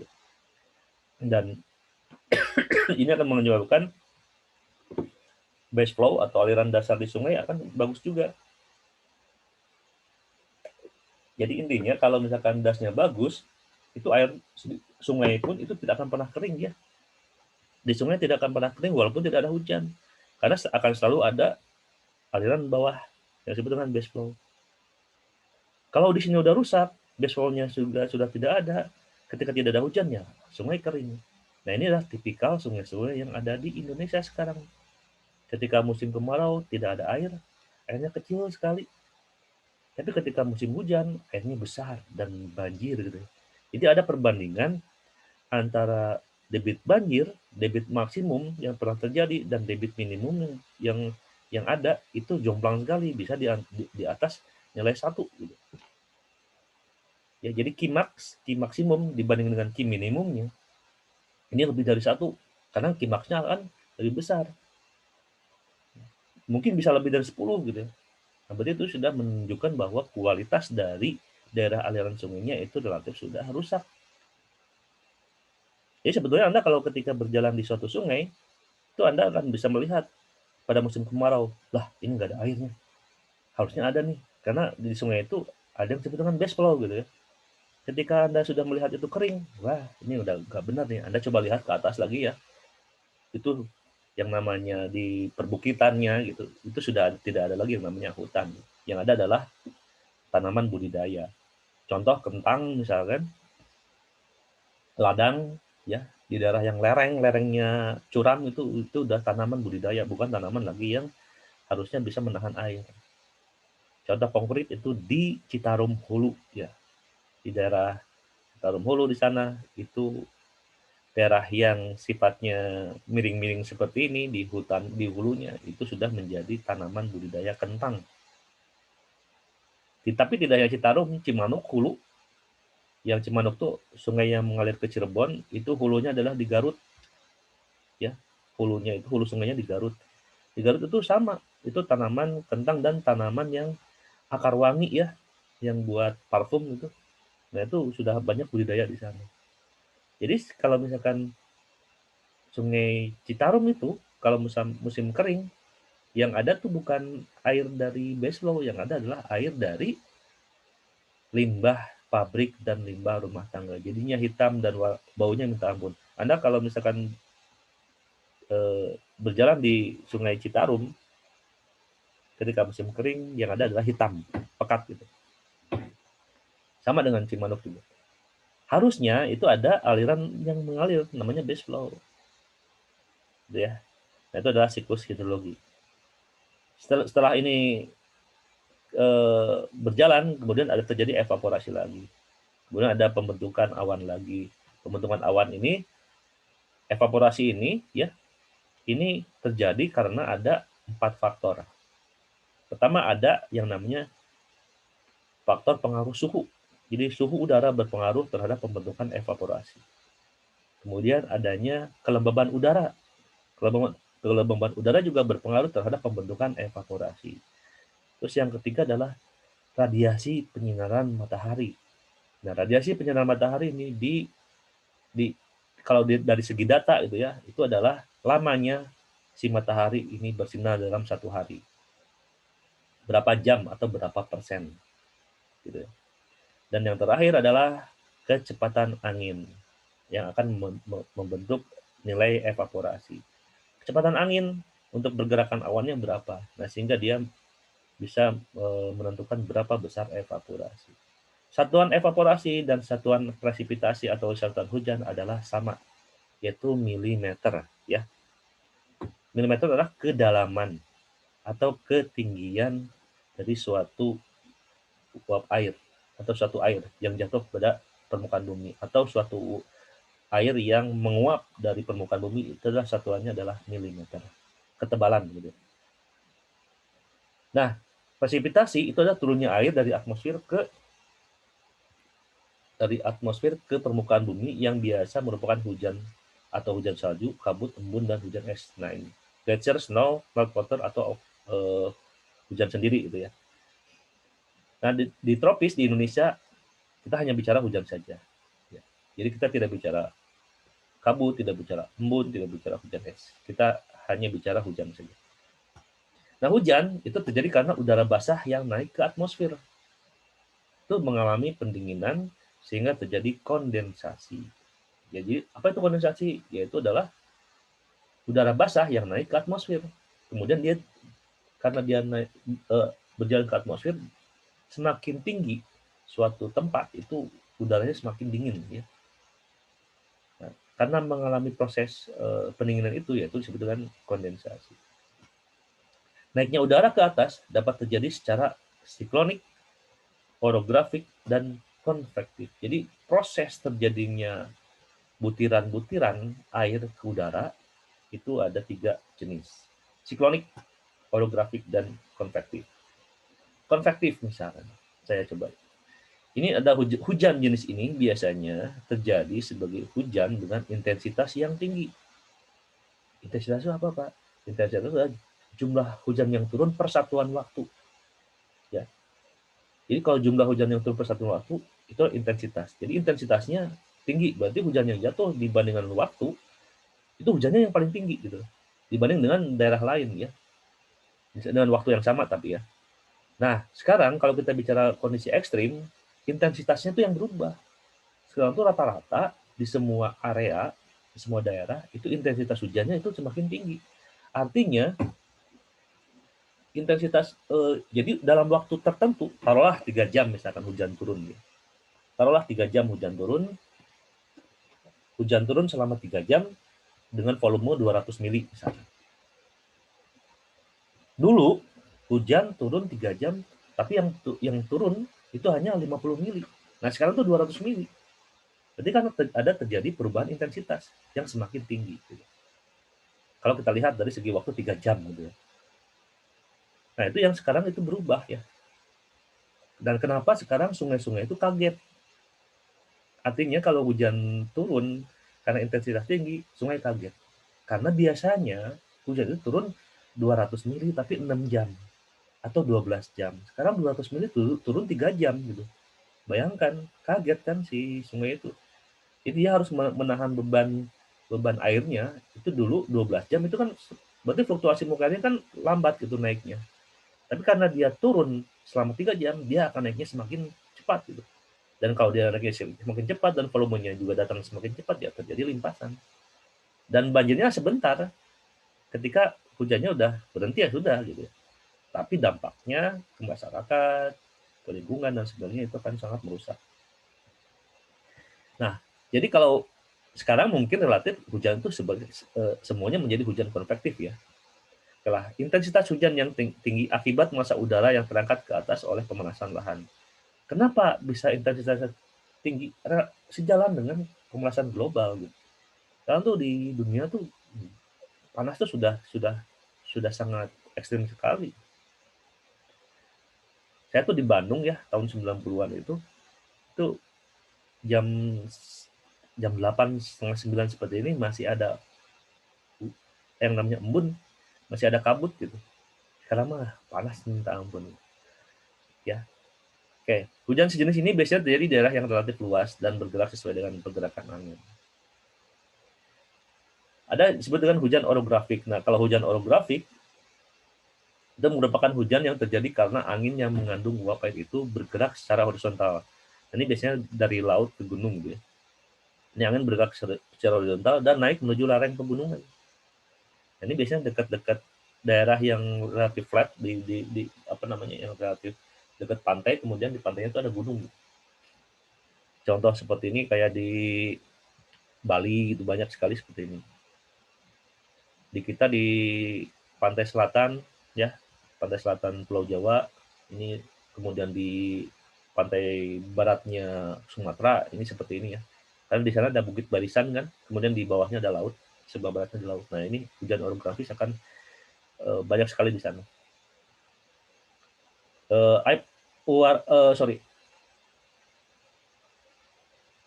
Nah, uap air itu akan bergerak secara horizontal, kemudian naik ke lereng gunung. Nah, pada saat naik, dia akan turun. Karena dia sudah terkondensasi, kemudian full, kemudian dia akan turun. Jadi turun itu di sekitar pegunungan. Umumnya, hujan sudah turun sebelum melewati puncak gunung. Ya. Nah, daerah yang tidak terjadi hujan, karena hujan hanya sebatas ini saja, nah disebut dengan daerah bayangan. Gitu ya. Angin yang mendorong hujan terus bergerak menuju lereng di sebelahnya tanpa mengandung uap air. Kemudian angin tersebut bersifat kering dan disebut dengan angin fon. Nah ini adalah angin fon. Ya. Daerahnya terjadinya angin fon disebut daerah bayangan hujan. Karena ini angin yang sifatnya kering, tapi sifat kering dan dia tidak membawa uap air. Ya, disebut dengan angin fon. Ini by teori ya. Siklonik, hujan ini biasanya terjadi karena udara lembab kemudian panas terangkat ke atas oleh lapisan udara yang lebih dingin dan lebih rapat. Ini ada pertemuan antara udara panas dan udara dingin. Jadi pas udara dingin masuk sini gitu ya. Pas udara dingin masuk sini, ini ada udara panas, dia terangkat, kemudian embun-embunnya akan terangkat ke sana. Nah, hujan siklonik biasanya terjadi akibat naiknya udara panas dari permukaan bumi disertai adanya angin yang berputar-putar pada titik tertentu. Nah, ini adanya di sekitar Khatulistiwa nih. Contoh di Pontianak gitu ya. Seperti ini. Ciri identiknya adalah awannya mendung. Mendung dengan cepat. Kalau Anda sering ke Pontianak itu tiap hari mendung gitu. Di Pontianak itu kadang terjadi hujan, kadang tidak. Makanya di daerah dekat Pontianak itu hujannya sangat sering terjadi ya. Dan nilai hujannya tuh lebih besar daripada hujan di Jawa. hujan rata-rata bulanannya itu lebih besar. Nah, mendadak dan menghasilkan guyuran hujan yang sangat deras. Gitu. Inilah ciri-ciri hujan siklonik. Oke, lanjut. Nah, ini adalah 3 hujan yang ada gitu ya. Hujan yang tadi saya sebutkan. Nanti Anda pelajari aja. Ini hujan konvektif gitu ya. Ini karena pemanasan global gitu ya, cepat naiknya kemudian dan cepat turun. Orografik itu karena ada angin horizontal, kemudian dia bergerak ke lereng gunung, dan sebelum puncak dia sudah turun, dan ini disebut dengan daerah bayangan gitu. Jadi, hujan siklonik adalah adanya awan panas, udara panas dan kemudian bertemu dengan udara dingin. Nah, udara dinginnya itu naik ke atas dengan cepat. Ini di daerah khatulistiwa ya. Semakin cepat, semakin mendung dan semakin turun, semakin cepat hujannya. Oke, lanjut. Nah, presipitasi ditandai dengan kuantitas air yang jatuh. Jadi ada kuantitas air yang jatuh berupa kedalaman hujan. Jadi kalau Anda bicara hujan, itu adalah bicaranya kedalaman hujannya. Di mana kedalaman hujan, nah ini nih, kedalaman hujan. Satuannya adalah milimeter. Bisa juga satuannya adalah meter kubik volume hujan dibanding dengan luas das. Jadi kalau ini disederhanakan menjadi milimeter kan, atau sentimeter gitu, atau inci gitu. Dan durasinya adalah dalam waktu, bisa menit, bisa jam, bisa hari, bisa bulan, bisa tahun, dan seterusnya. Nah, intensitas, kalau kita bicara intensitas, itu adalah karakteristik lain dari hujan. Selain kedalaman hujan, itu ada juga intensitas hujan. Satuannya adalah milimeter per waktu, per jam misalnya. Satuannya. Nah, ini. Intensitas merupakan karakteristik penting untuk hujan lebat dan rasio kedalaman hujan terhadap waktu selama dia turun. Satuannya adalah nilainya, intensitas itu adalah selisih hujan yang jatuh per satuan waktu dibagi dengan selisih jumlah waktu hujan per satuan waktu. Bagaimana cara menentukannya nanti saya akan ajarkan Anda menentukan intensitas hujan. Selanjutnya, bagaimana mengukur hujan yang jatuh? Kan hujan itu kan area gitu. Hujan itu kan tidak hanya satu titik ya, satu area. Tapi hujan bisa diukur dengan menempatkan satu alat ukur hujan satu titik sebetulnya. Namanya point rainfall, hujan yang terpusat, hujan titik gitu. Nah, alat ukur hujan dapat dibedakan menjadi 2 macam, yaitu penakar hujan biasa yang manual rain gauge dan alat penakar hujan yang automatic rain gauge. Jadi ada 2 jenis alat pengukur hujan. Apakah bisa satu titik itu mewakili keseluruhan das misalnya? Kita sudah bicara das kemarin, tadi ya, das. Apakah bisa mewakili? Kita akan bahas setelah ini. Jadi untuk menentukan besaran hujan dalam satu wilayah, kita harus tahu dulu sebaran titik-titik hujan, sebaran pos-pos hujan gitu ya. Nah, sebaran pos hujan itu biasanya kan titik, bukan area gitu ya. Jadi yang mengukur alat pengukur hujan itu adalah titik. Jadi disebut dengan point rainfall ya, hujan terpusat. Baru kita bisa menganalisis untuk pendekatan terkait dengan hujan wilayahnya.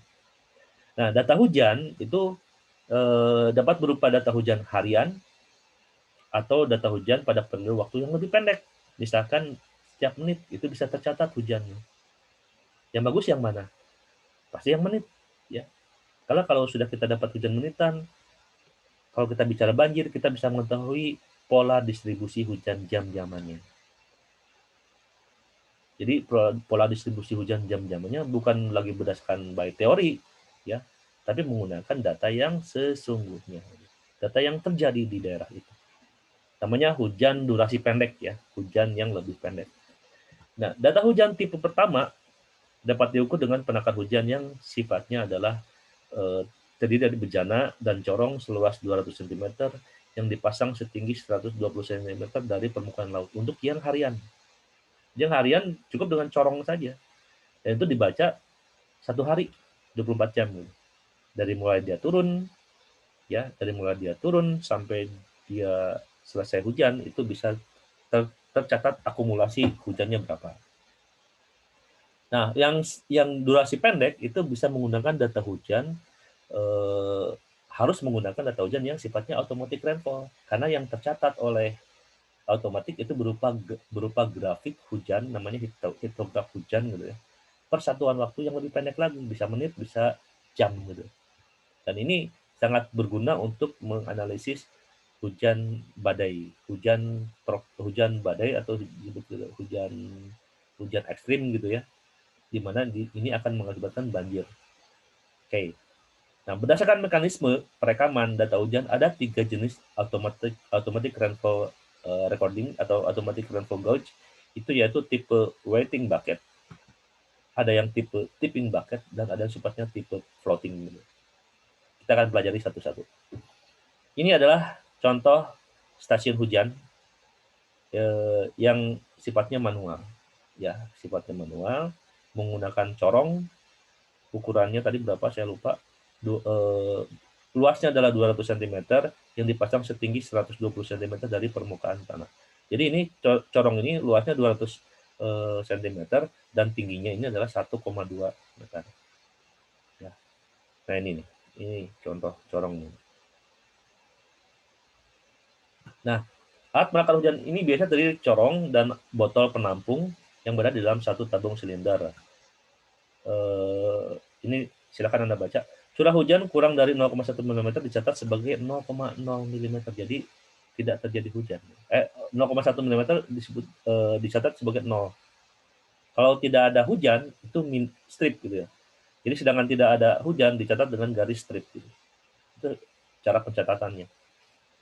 Ini oke, gambarnya aja. Nah ini adalah gambar catatan hujan yang secara manual gitu. Ini ada corongnya, kemudian ini ada penampungan air hujannya di sini. Kemudian ini ada 4 itu adalah keran pembuangan air. Nah ini yang akan diukur menggunakan gelas ukur nantinya. Nah gelas ukur ini yang dicatat per hari gitu ya. Ini yang 2 ini leher penakar hujan, yang 3 ini adalah tabung penampung air, 4 keran, 5 penampung untuk meletakkan kedudukan penakar. Jadi yang 5 itu adalah ini adalah dudukannya atau pondasinya lah, bisa dikatakan seperti ini. Dudukan. Ini Anda baca ya syarat-syaratnya, cara pengamatan obrometer. Nah kalau yang manual itu disebut dengan obrometer ya, obrometer. Ini Anda catat ya, baca bagaimana cara. Saya ada videonya nggak sih? Nah ini adalah video. Yang teori ini silakan Anda baca. Nah ini saya akan jelaskan di video. Ini kok nggak ada suaranya?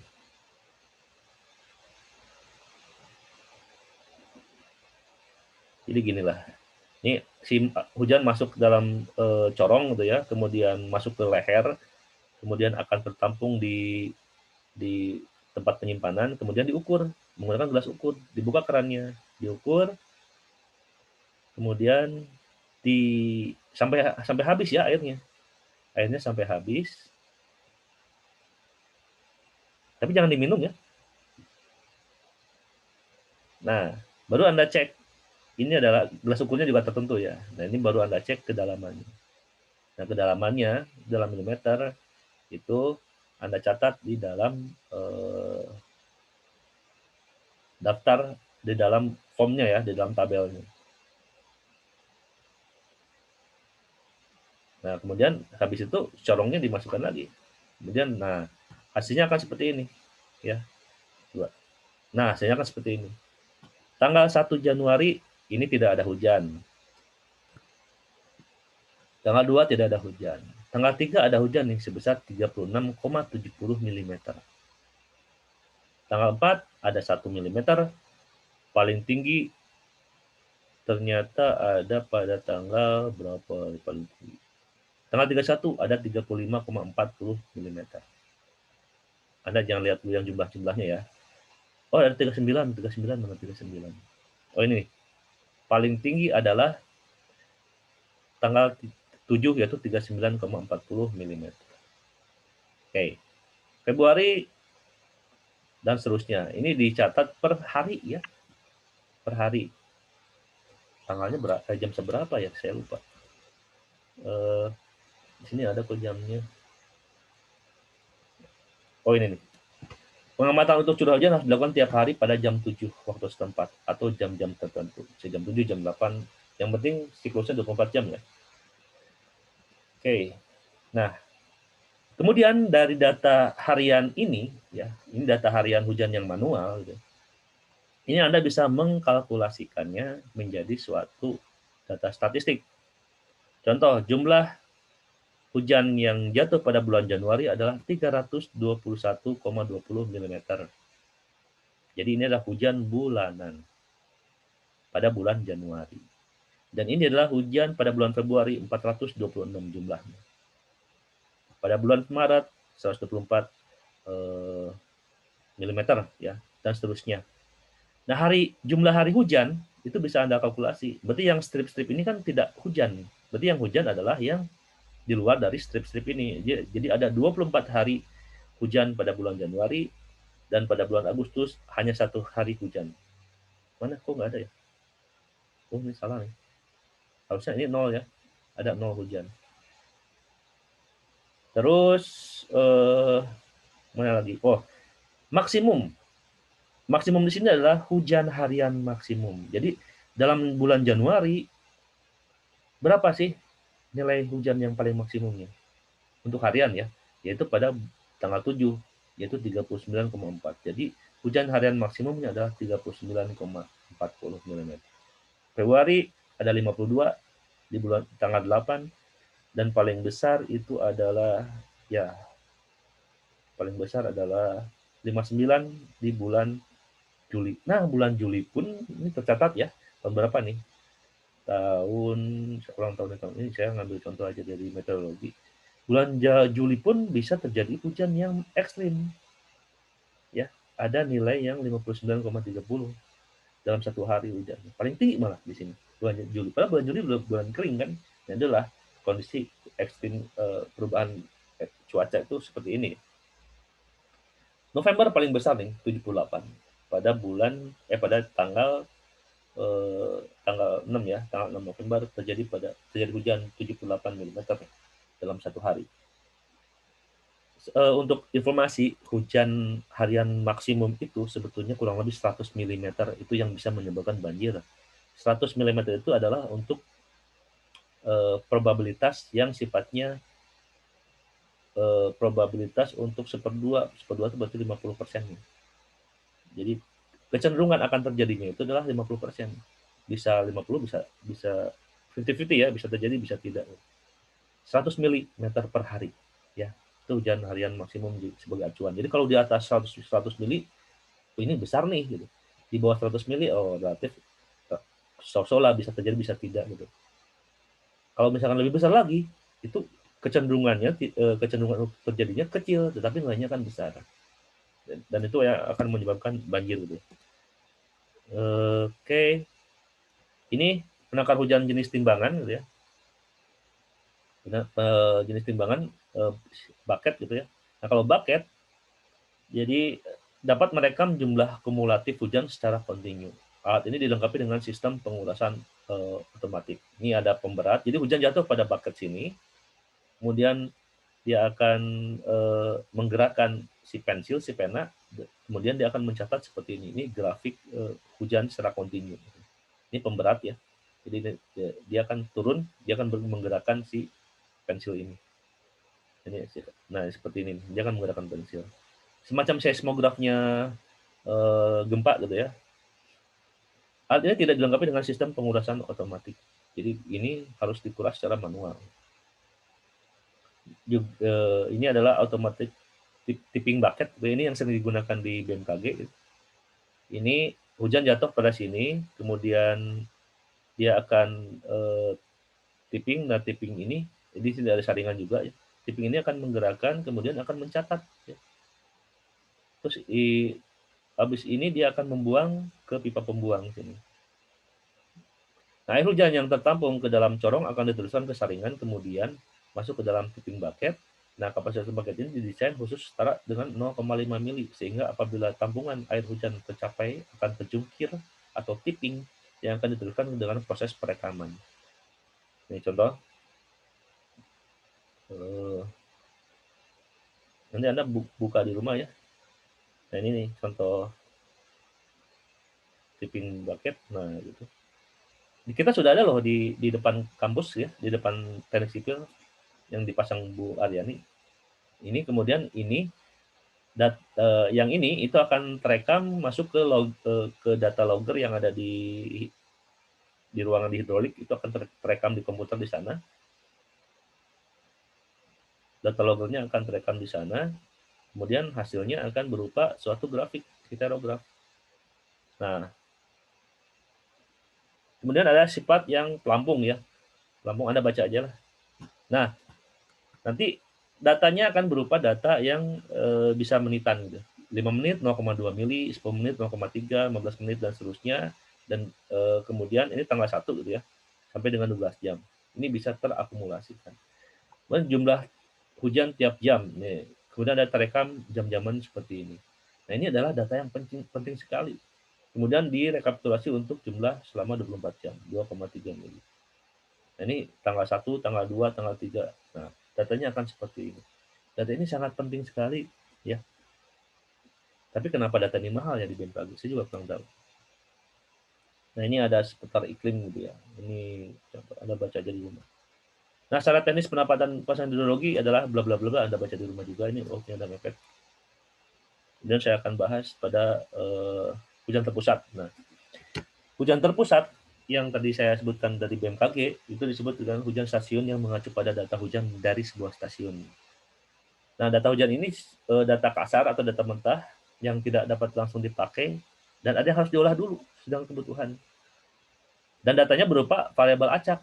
Kalau Anda bicara statistik, Anda bicara random variabel random gitu ya, di mana satu dengan yang lainnya tidak saling bergantungan antara satu stasiun A, stasiun B itu tidak saling bergantungan. Sehingga pengolahannya menggunakan metode statistik. Ada dua tipe cara penyajian data hujan. Yang pertama adalah hitograf dan yang kedua adalah kurva massa ganda. Nah, kalau hitograf itu merupakan grafik hubungan ketinggian hujan terhadap waktu, ya. Biasanya berupa diagram batang, tetapi bisa juga dalam bentuk diagram grafik garis seperti ini. Nah, diagram ini adalah hasil pencatatan hujan pada sebuah stasiun pencatatan hujan yang sifatnya otomatis. Jadi mulai hujan di sini, kemudian dia begini, terus turun. Nah, ini adalah permulaan hujan. Jadi di sini hujan berhenti nih, dia sudah tidak ada hujan lagi. Nah, ini kalau kita buat ini adalah tipikal atau apa namanya cara penyajian hitograf hujan. Ini kedalaman hujan 5 sampai dengan 15 mili. Ini waktu dari jam 6 sampai dengan jam 12. Kemudian ada kurva massa ganda. Nah, kurva massa hujan adalah grafik hujan akumulasi terhadap waktu. Diplot berdasarkan urutan dari kronologinya. Nah, catatan tipe alat pencatatan ini float dan wetting bucket menggunakan bentuk ini ya, kumulatif yang digunakan gitu. Nah, kalau kita lihat data hitograf yang tadi, itu kita dapat menentukan kurva massa hujan dan intensitas hujan untuk tiap interval. Contoh 6.30 gitu ya. 6.30 ini harus 0 ya. 0. 6.30 0. 6.30 ini waktunya hujannya 0. Kemudian jam 7. Jam 7 sini nih. Jam 7 sini ya.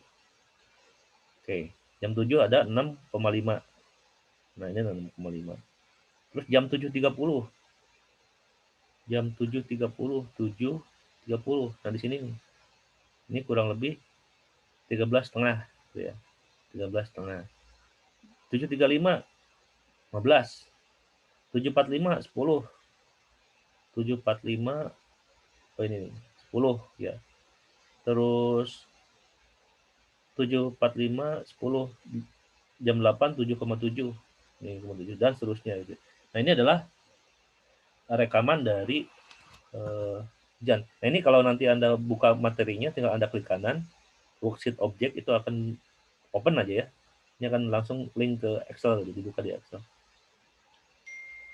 Nanti Anda bisa mempelajari ini lebih lanjut. Ya. Oke, selanjutnya. Nah, ketika Anda sudah mendapatkan ini data heterografnya, ya. Jadi yang ini tuh heterograf nih, ini heterograf, ini heterograf gitu. Nah, Anda bisa menentukan jumlah selisih menit delta T. Ya. Delta T-nya selisih waktu dalam menit, ini 30 menit. Ini kurang ini, kurang ini, ini kurang ini, ini kurang ini. 30, 30, 5, 10, 15 gitu ya. Dan kumulatif dari selisih waktu. Jadi 0 tambah 30 jadi begini gitu ya. Nah, begini. Nah, begini. Kemudian yang ini selisih jumlah hujan. 6 ini selisih hujan, ini selisih hujan, ini selisih hujan, dan ini kumulatif dari hujan gitu ya. Kumulatif dari hujan. Kemudian Anda bisa kemudian nah ini baru intensitas. Nah, intensitasnya adalah selisih hujan, kedalaman hujan delta P yang tadi formulanya delta P, ini delta D dibagi dengan delta T. Jadi ini adalah 6,5 dibagi dengan 30 dapat 0,217. 7 dibagi dengan 30 dapat 0,273 dan seterusnya. Nah, ini adalah intensitas. Nah, ini intensitas. Dan yang ini adalah kurva massa hujan. Ya. Kurva massa hujan kalau Anda bisa. Kalau ini dibuatkan grafik gitu. Sorry. Ini ya. Ini kurva massa hujan nih. Ini kurva massa hujan. Kalau ini dibuatkan grafik, ini akan seperti ini.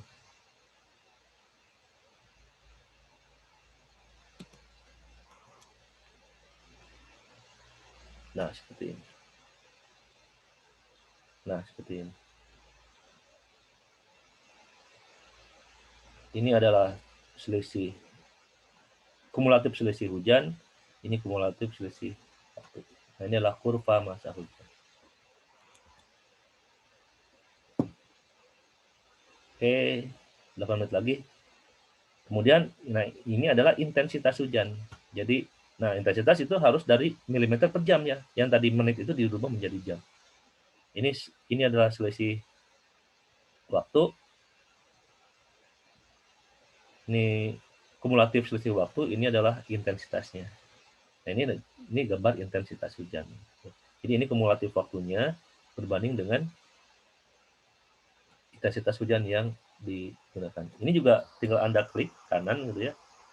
Nanti di klik kanan. Oh, ini tidak ya. Ini yang klik kanan. Oh, tidak juga. Anda buat aja lah grafiknya. Oke, selanjutnya nah, hujan rata-rata nih. Nah, tadi kan dalam satu das ada hujan terpusat ya. Kalau misalkan dalam suatu das kita butuh hujan perwakilan suatu wilayah. Jadi kalau kita bicara hujan wilayah itu ada beberapa tipe gitu ya. Yang sifatnya aritmetik, present, dan isohiet. Masih ada waktu 5 menit. Aritmetik itu nah adalah kenapa ada hujan wilayah? Karena dalam satu das itu mungkin hanya ada 3 stasiun hujan, ada hanya 2 stasiun hujan. Jadi kita harus melakukan pendekatan ya. Pendekatannya itu adalah terkait dengan 3 metode, yaitu bisa dengan aritmetik, present, dan isohiet. Kalau aritmetik gitu ya, jumlah hujan dibagi dengan jumlah pos hujan, itu saja aritmetik. Contoh nih, saya pun ini ada batas das warna putih gitu ya. Ini ada nilai hujan B, hujan C, dan hujan A. Jadi kalau hujan wilayahnya berapa? Sedangkan D saya keluarkan karena dia ada di luar das. Gitu. Jadi hujan rata-ratanya untuk ini adalah 22 ditambah 28 tambah 30 dibagi dengan 3. Dapat hujan rata-ratanya 26,27. Jika stasiun dia di luar das diikutkan, maka hujan rata-ratanya jadi 26,25. Kenapa ini bisa diikutkan? Bisa saja ya. Tergantung dari kebijakan Anda yang akan menganalisis. Terus contoh ini P1, P2, P3, P4 20, 40, 10, 5 kalau jumlahkan dibagi dengan jumlah pos hujan dapat 30 mili. P5 di luar nggak dikan. Terus metode Thiessen. Nah, kalau metode ini memberikan bobot tertentu untuk setiap stasiun hujan untuk mengimbangi tidak meratanya distribusi alat ukur. Jadi kalau yang tadi ini kan dianggapnya sama ya bobotnya ya, jadi dirata-ratakan aja. Jadi nilainya akan sama. Nah, kalau yang Thiessen ini setiap daerah tidak akan sama bobotnya, tergantung dari posisi dia terhadap poligon Thiessen-nya. Nah, dalam arti bahwa setiap stasiun dianggap mewakili hujan untuk suatu daerah dengan luasan tertentu, di mana luasan merupakan faktor pembobot untuk hujan yang terkait dengan stasiunnya. Jadi pertamanya adalah tinjau dasnya seperti apa. Tentukan stasiun di dalam das atau di luar das. Kemudian bentuk jaringan segitiga dengan cara menghubungkan satu stasiun dengan stasiun lainnya dan seterusnya. Ini harusnya saya praktekkan ya. Atau ini karena udah sesinya udah mau habis, saya untuk Thiessen dan Thiessen nanti saya akan praktekkan di AutoCAD harusnya ini saya praktekkan biar Anda mengetahui. Jadi kita akan bahas minggu depan saja ya. Karena ini waktunya sudah mau mepet. Jadi minggu depan saya akan bahas metode Thiessen, kemudian metode Hiett ya. Oke, ini karena waktunya udah mau habis. Mungkin itu yang bisa saya sampaikan terkait dengan perkuliahan di pertemuan kedua. Kalau ada pertanyaan, masih ada waktu 3 menit, silakan. Atau Anda harus sudah login ke yang lain ya. Jadi saya tutup saja kuliah hari ini ya, Mas Fadil ya. Kalau ada pertanyaan, silakan Anda share di grup WA ataupun di di e-learning ya. Nanti saya akan jawab. Oke, saya tutup. Terima kasih. Wassalamualaikum warahmatullahi wabarakatuh. Waalaikumsalam warahmatullahi wabarakatuh. Waalaikumsalam.